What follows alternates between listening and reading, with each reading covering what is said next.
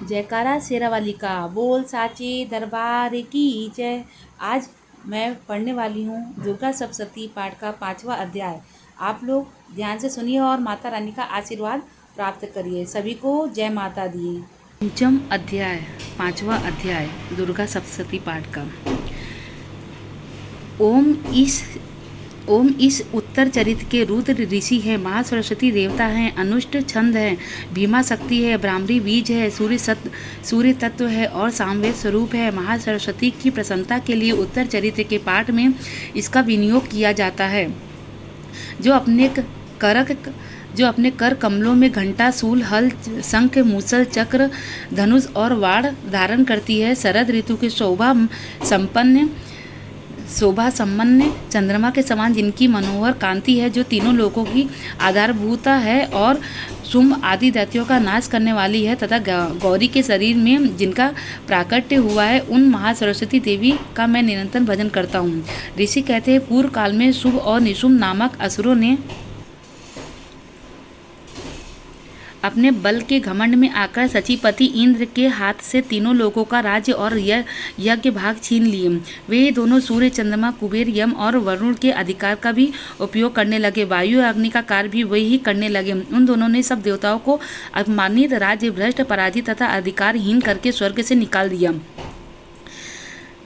उन दोनों महान असुरों से तिरस्कृत देवताओं ने अपराजित देवी का स्मरण किया और सोचा, जगदम्बा ने हम लोगों को वर दिया था कि आपत्ति काल में स्मरण करने पर मैं तुम्हारी सब आपत्तियों का तत्काल नाश कर दूंगी। यह विचार करके देवता गिरिराज हिमालय पर गए और वहां भगवती विष्णु माया की स्तुति करने लगे। देवता बोले, देवी को नमस्कार है, महादेवी शिवा को सर्वदा नमस्कार है, प्रकृति एवं भद्रा को प्रणाम है। हम लोग नियम पूर्वक जगदम्बा को नमस्कार करते हैं, रौद्रा को नमस्कार करते हैं, नित्या, गौरी एवं धात्री को बारंबार नमस्कार करते हैं। ज्योतिया, स्नामयी, चंद्र रूपिणी एवं सुख स्वरूपा देवी को सतत प्रणाम है। शरणागतों का कल्याण करने वाली वृद्धि एवं सिद्धि रूपा देवी को हम बारंबार नमस्कार करते हैं। नैत्रिति, राक्षसों की लक्ष्मी, राजाओं की लक्ष्मी तथा सरवाड़ी शिव पत्नी स्वरूपा आप जगदम्बा को बार बार नमस्कार है।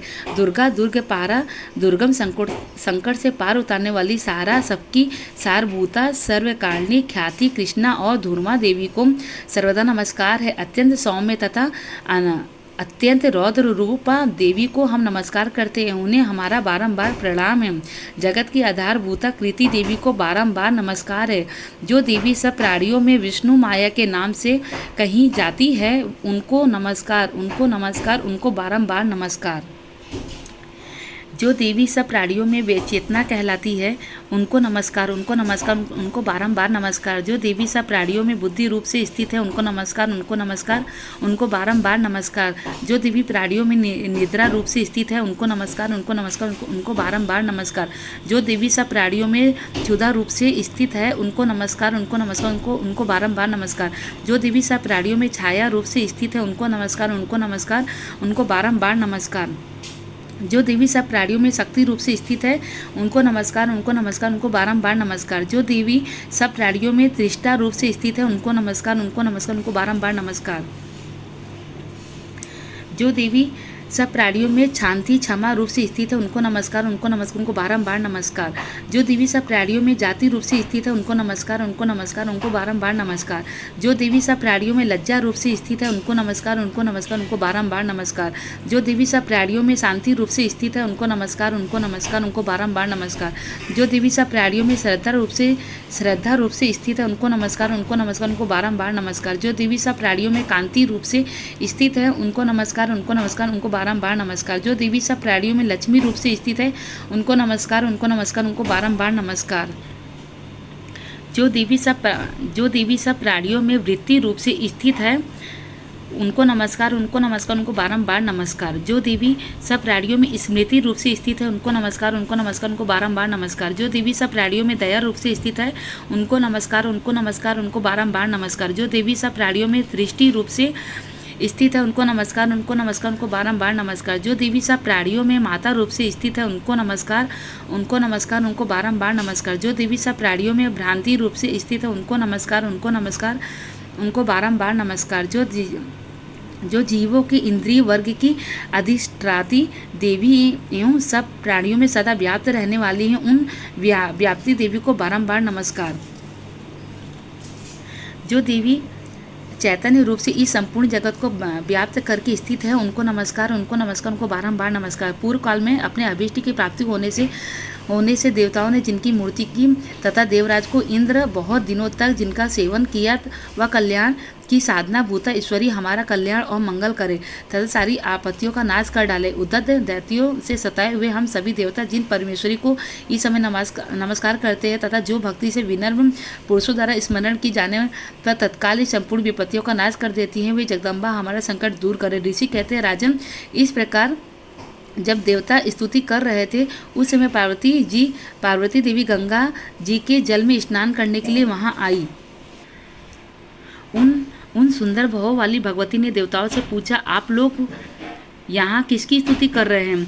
या तब उन्हीं के शरीर कोश से प्रकट हुई शिवा देवी बोली, शुभ दैत्य से तिरस्कृत और युद्ध में निशुम्भ से पराजित हो यहाँ एकत्रित हुए ये समस्त देवता या मेरी ही स्तुति कर रहे हैं। पार्वती जी के शरीर कोश से अंबिका का प्रादुर्भाव हुआ, इसलिए वे समस्त लोकों में कौशिकी कही जाती हैं। कौशिकी के प्रकट होने के बाद पार्वती देवी का शरीर काले रंग का हो गया, अतः वे हिमालय पर रहने वाली कालिका देवी के नाम से विख्यात हुई। तदंतर शुभ निशुंभ के वृत्य चंड मुंड वहां आए और उन्होंने परम मनोहर रूप धारण करने वाली अंबिका देवी को देखा। फिर वे शुंभ के पास जाकर बोले, महाराज, एक अत्यंत मनोहर स्त्री है जो अपनी दिव्य कांति से हिमालय को प्रकाशित कर रही है। वैसा उत्तम रूप कहीं किसी ने भी नहीं देखा। आज सुरेश्वर, पता लगाइए वह देवी कौन है और उसे ले लीजिए। स्त्रियों में वह रत्न है, उसका प्रत्येक अंग बहुत ही सुंदर है तथा वह अपने श्री अंगों की प्रभा से संपूर्ण दिशाओं में प्रकाश फैला रही है। दैत्यराज अभी यह हिमालय पर ही मौजूद है, आप उसे देख सकते हैं। प्रभु, तीनों लोकों में मणि, हाथी और घोड़ों आदि जितने भी रत्न हैं वे सब इस समय आपके घर में शोभा पाते हैं। हाथियों में रत्नभूत ऐरावत या परिजात का वृक्ष और यह ऊंचे श्रवा घोड़ा या सब अपने इंद्र हाथियों रत्नभूत ऐरावत या परिजात का वृक्ष और या ऊंची स्वर घोड़ा यह सब आपने इंद्र से ले लिया है। हंसों से जुता हुआ यह विमान भी आपके आंगन में शोभा पाता है। यह रत्नभूत अद्भुत विमान जो पहले ब्रह्मा जी के पास था अब आपके यहाँ लाया गया है। यह महापद्य नामक निधि आप कुबेर से छीन लाए हैं। समुद्र ने भी आपको किंज की जलकिनी नाम की माला भेंट की है जो केसर से सुशोभित है और जिसके कमल कभी कुम्हलाते नहीं हैं। सुवर्ण की वर्षा करने वाला वारुण का छत्र भी आपके घर में शोभा पाता है तथा यह श्रेष्ठ रथ जो पहले प्रजापति के अधिकार में था अब आपके पास मौजूद है। दैत्येश्वर मृत्यु की क्रांति दाम नाम वाली शक्ति भी आपने छीन ली है तथा वारुण का ये पास और समुद्र में होने वाले सब प्रकार के रत्न आपके पास समुद्र में होने वाले सब प्रकार के रत्न आपके भाई निशुंभ के अधिकार में है। अग्नि ने भी स्वतः शुद्ध किए हुए 2 वस्त्र आपकी सेवा में अर्पित किए हैं। दैत्यराज, इस प्रकार सभी रत्न आपने एकत्र कर लिए हैं। फिर जो यह स्त्रियों में रत्न रूप कल्याणमयी देवी है इसे आप क्यों नहीं अधिकार में कर लेते हैं? ऋषि कहते हैं, चंडमुंड का यह वचन सुनकर सुम्य ने महादैत्य शीघ्र को दूत बनाकर देवी के पास भेजा और कहा, तुम मेरी आज्ञा से उसके सामने ये बातें कहना और ऐसा उपाय करना जिससे प्रसन्न होकर वह शीघ्र ही यहाँ पे आ जाए। वह दूत पर्वत के अत्यंत रमणीय प्रदेश में जहाँ देवी मौजूद थी वहाँ गया और मधुर वाणी में कोमल वचन बोला, दूत देवी, दैत्यराज सुम इस समय तीनों लोकों के परमेश्वर है। मैं उन्हीं का भेजा हुआ दूत हूँ और यहाँ तुम्हारे ही पास आया हूँ। उनकी आज्ञा सदा सब देवता एक स्वर से मानते हैं, कोई उसका उल्लंघन नहीं कर सकता। वे संपूर्ण देवताओं को परास्त कर चुके हो। उन्होंने तुम्हारे लिए जो संदेश दिया है उसे सुने। संपूर्ण त्रिलोकी के मेरे अधिकार में है। देवता भी मेरी आज्ञा के अधीन चलते हैं। संपूर्ण यज्ञों के भागों को मैं पृथक भोगता हूँ। तीनों लोकों में जितने श्रेष्ठ रत्न हैं वे सब मेरे अधिकार में है। देवराज इंद्र का वाहन ऐरावत है जो हाथियों में रत्न के समान है, मैंने छीन लिया है। क्षीर सागर का मंथन करने से जो अश्व रत्न ऊंचे स्वर्वा प्रकट हुआ है उस देवताओं ने मेरे पैरों पर पड़कर समर्पित किया है। सुंदरी, उसके सिवा और भी जितने रत्नभूत पदार्थ देवताओं, गंधर्वों और नागों के पास वे सब मेरे पास ही आ गए। देवी, हम लोग तुम्हें संसार की स्त्रियों में रत्न मानते हैं।